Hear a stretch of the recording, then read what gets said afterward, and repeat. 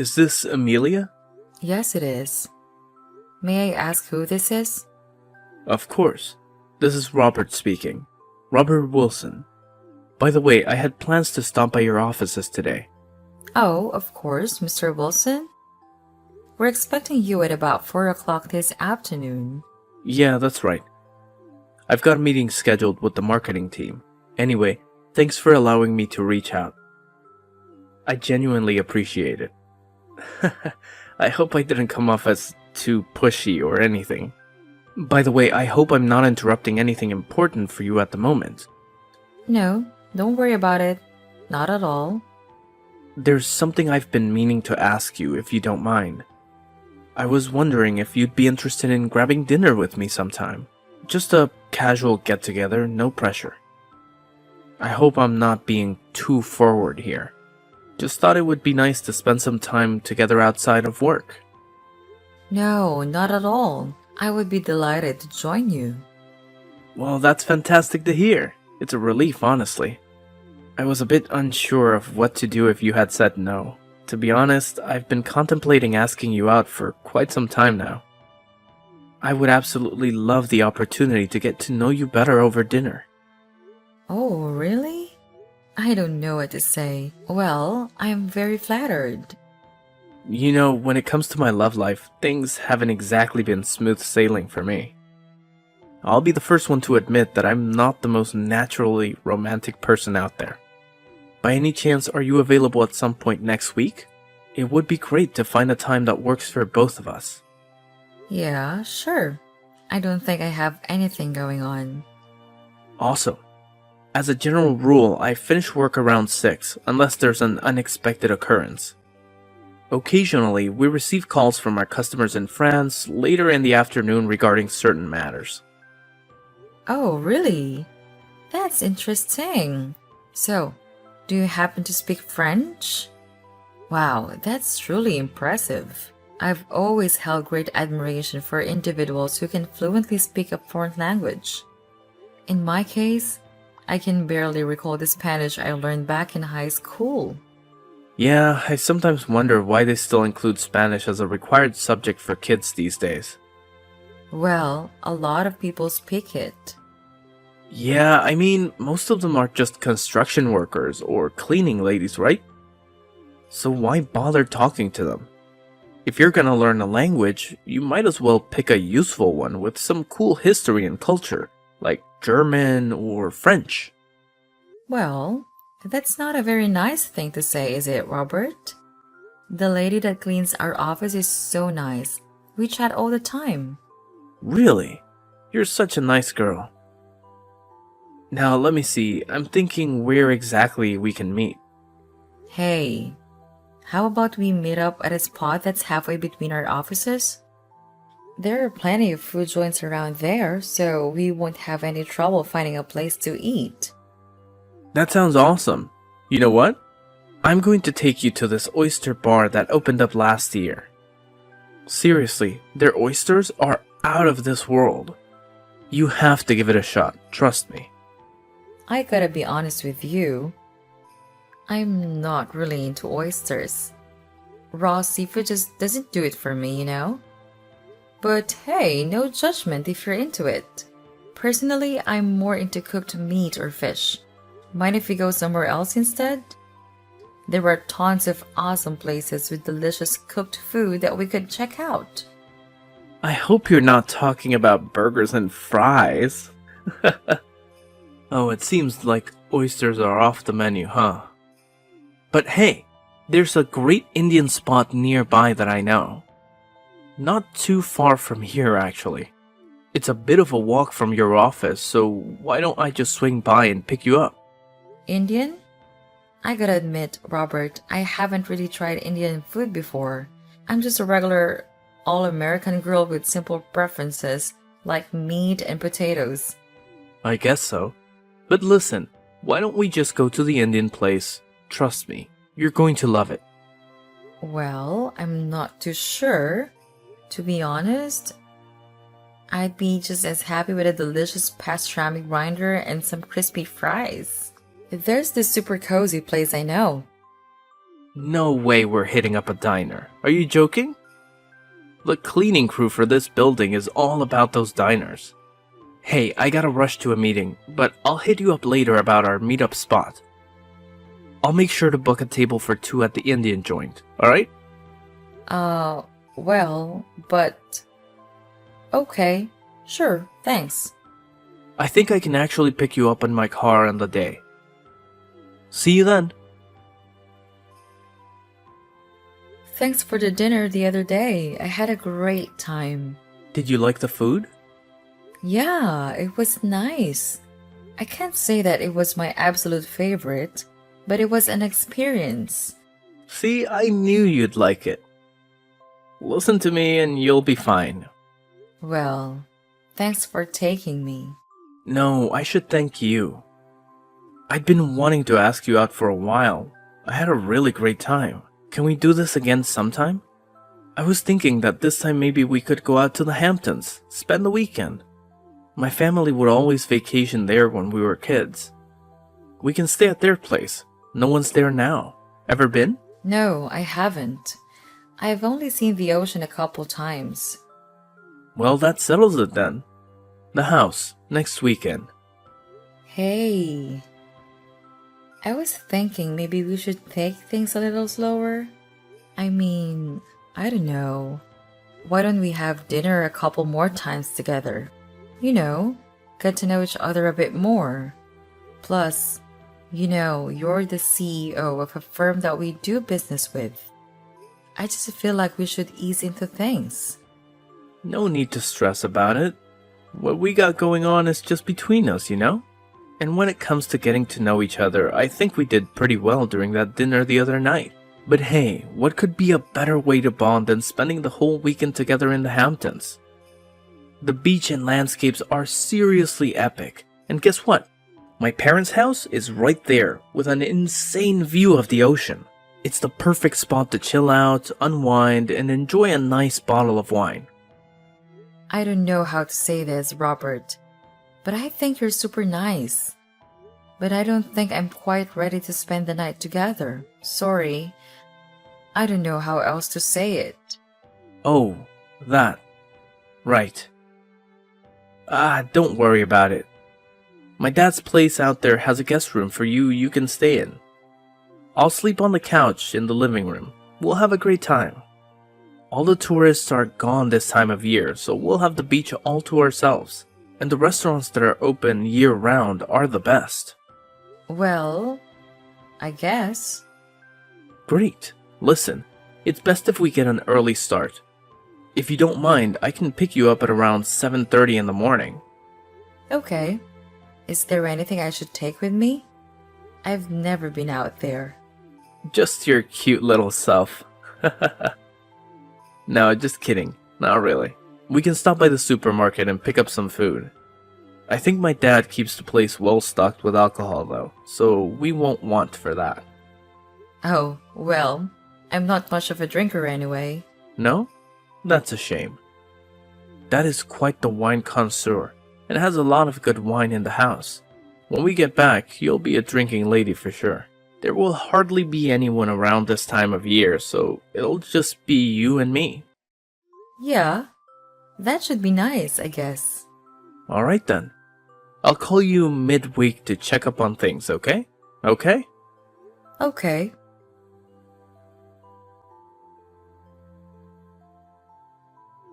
Hey, Amelia.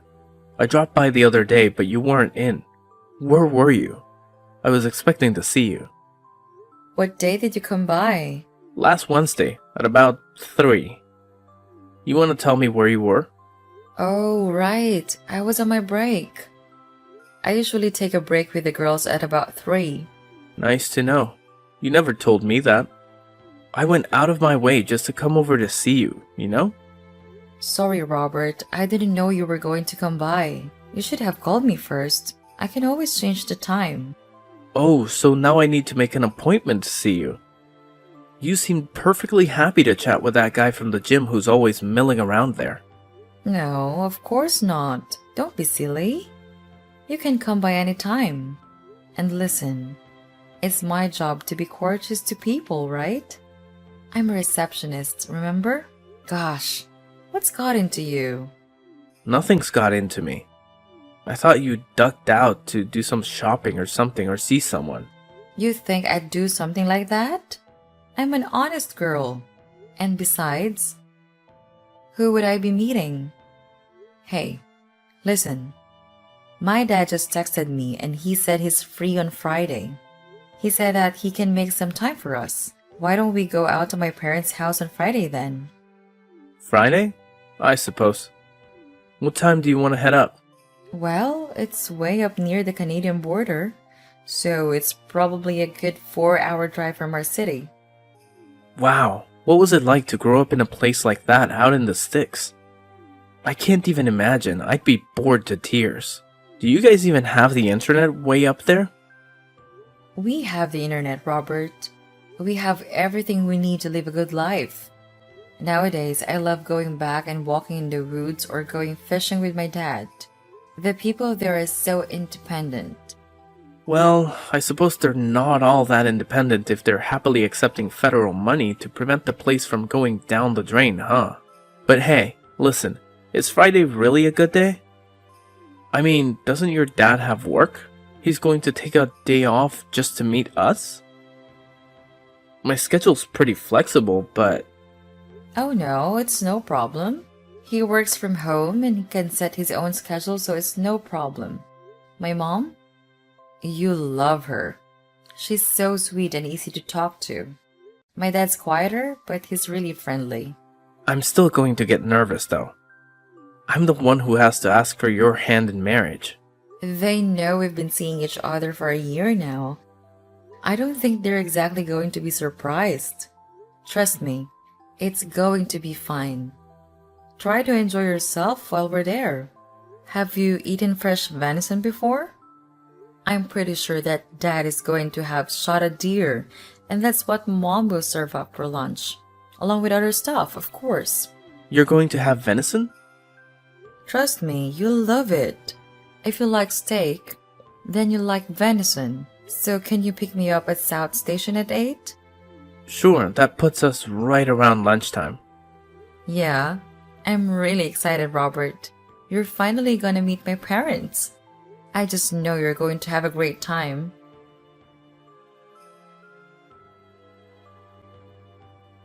Robert, what's going on? You haven't answered my calls at all. Oh, hey, sorry. Listen, I'll get right to the point. So, yeah, the wedding is off. I can't do it.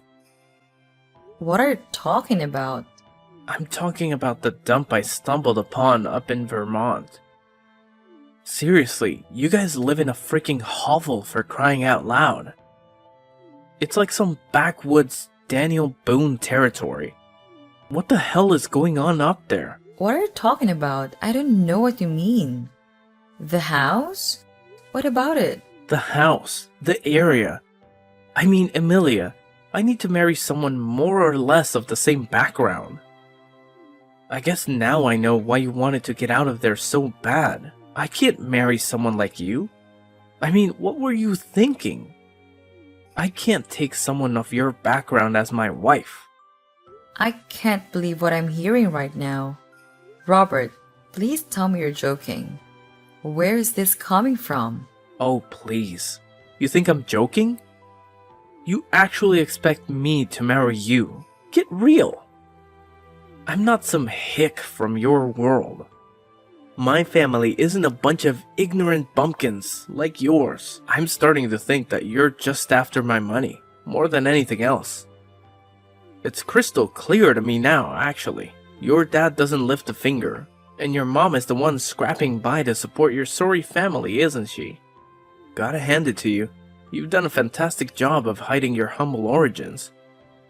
You've even managed to acquire a somewhat decent way of speaking. Impressive, I must say. Robert, you better be careful with what you're saying because you're way the hell off base. How dare you say that about my parents?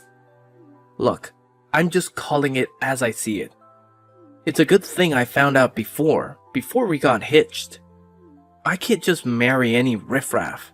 I'm going to have to carry on the Wilson legacy someday, and I need a wife who is from the same social class as I am. Oh my god. Wow.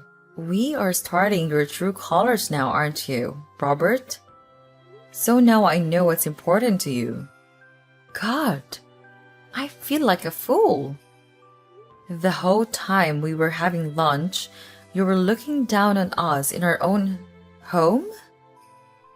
Thinking we're riffraff and hicks? Don't worry. We can call the wedding off. That's for damn sure. We're way past that, Robert. Don't talk to me when you come by the company. Oh, believe me, I won't. So don't get all angry at me. I'm the one who should be angry. What would I want with a hick from the North Woods who's after my money? So long, hick.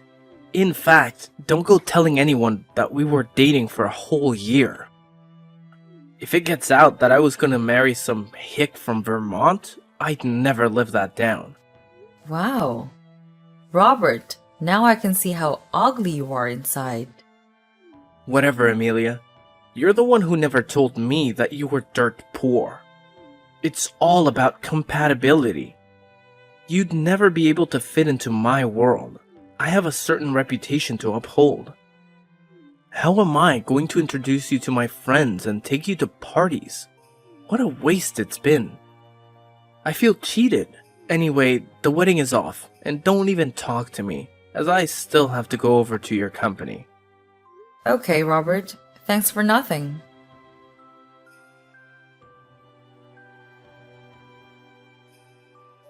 This is Mr. Davis, Amelia's father. I'm sorry for contacting you out of the blue like this. There are a couple of things I'd like to clear up. Sir, I've already spoken to Amelia, and the wedding is off. I've nothing further to say to anyone about it. I understand that, but there are just a couple of things I want to tell you, in fairness to my daughter. I think you're misconstruing things, and quite badly, too. Amelia told me about your misgivings about her upbringing and social class. Our family was quite taken aback. Oh, well, sir, I don't know what you want from me. With all due respect, I think I saw all I needed to see while I was there.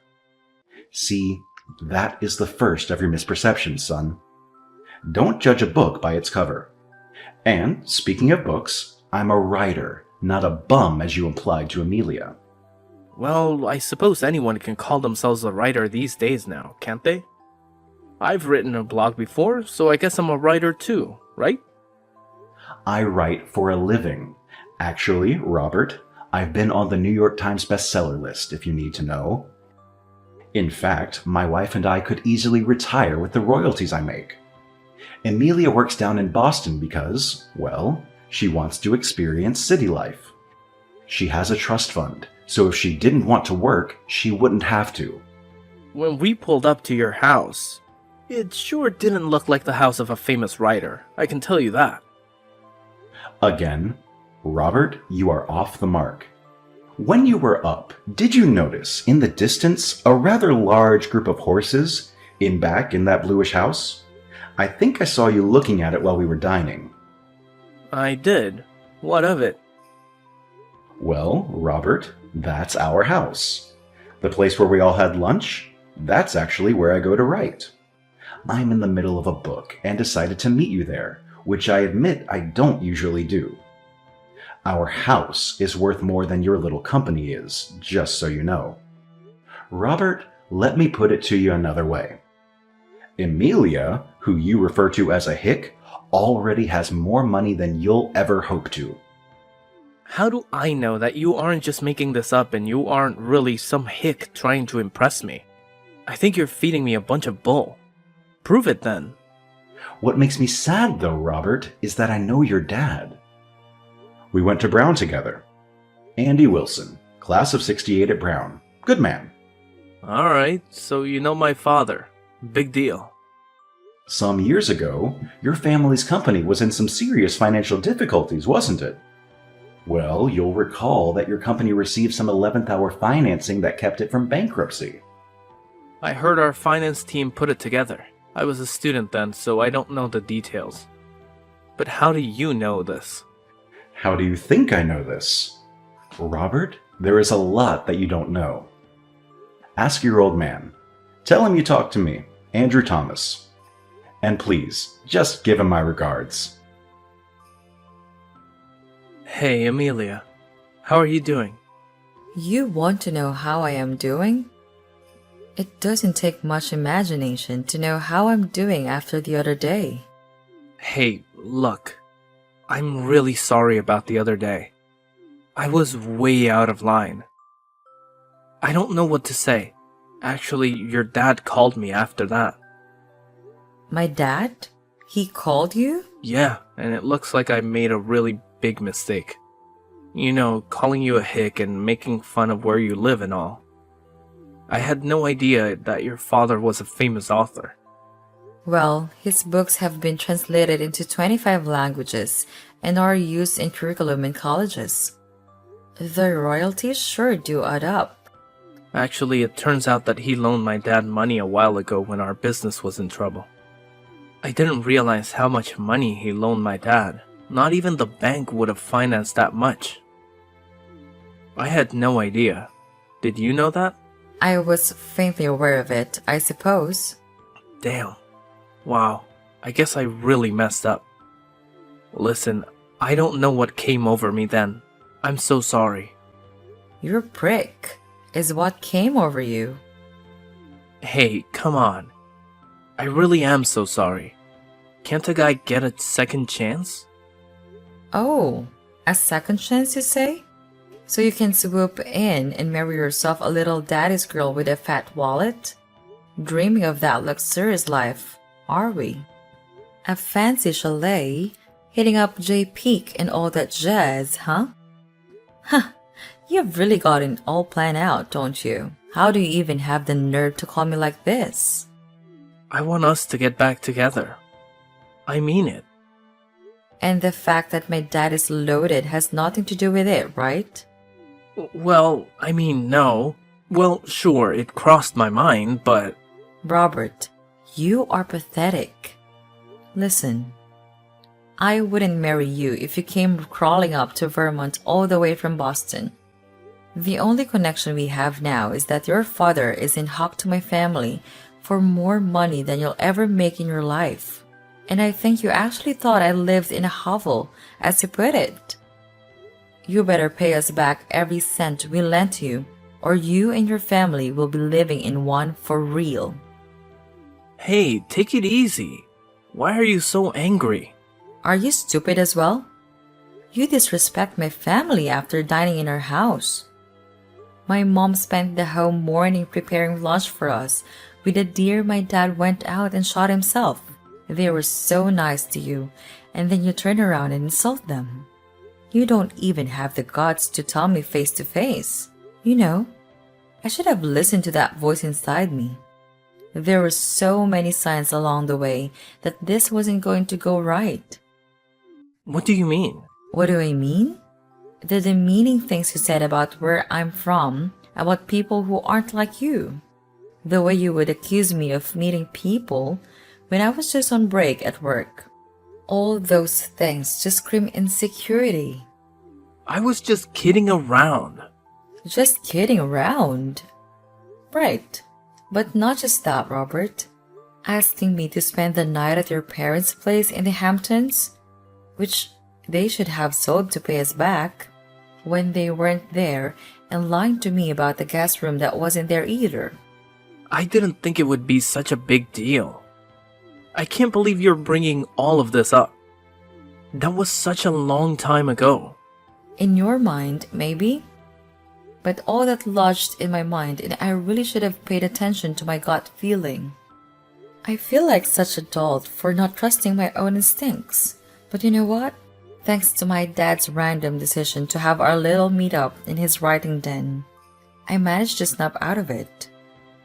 If we had met in the regular house, I would have gone ahead and married you, making the dumbest mistake of my life. It's pretty hilarious how little things can completely change the course of our lives, right?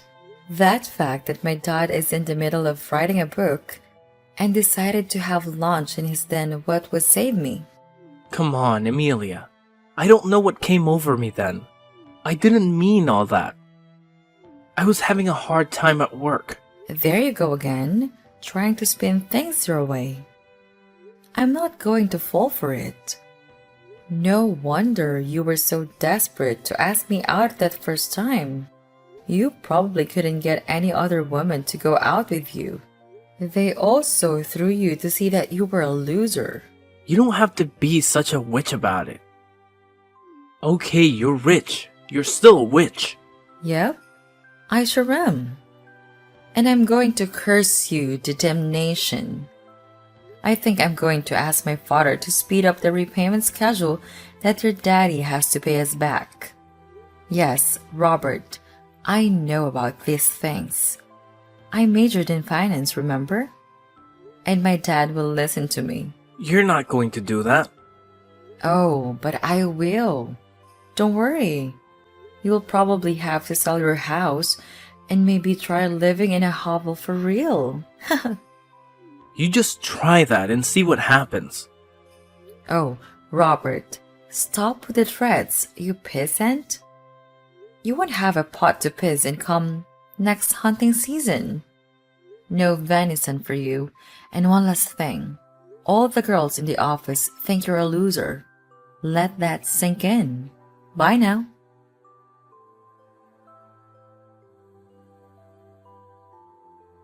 That marked the end of my association with Robert. Eventually, both his company and his father had to accelerate their payments to settle their debts with my father. It turned out they had been lagging behind on payments for quite some time, despite enjoying vacations in Florida and Costa Rica.